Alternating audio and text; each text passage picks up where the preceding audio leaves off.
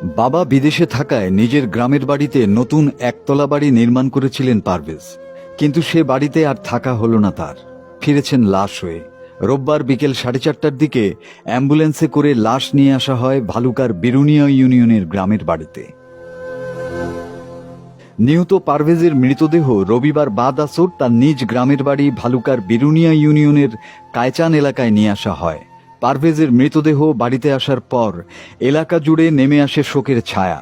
তাকে শেষ বিদায় জানাতে লাশবাহী অ্যাম্বুলেন্সের সামনে ভিড় জমান দূর দূরান্ত থেকে ছুটে আসা আত্মীয় স্বজন, সহপাঠী সহ এলাকাবাসীরা।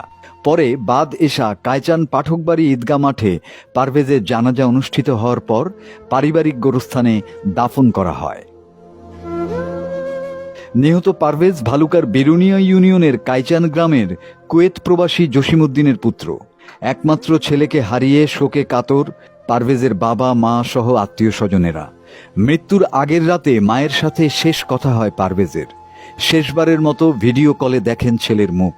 ছেলেকে হারিয়ে পাগল প্রায় মা বাবা ও একমাত্র বোন। কাঁদছেন স্বজন ও গ্রামের মানুষ।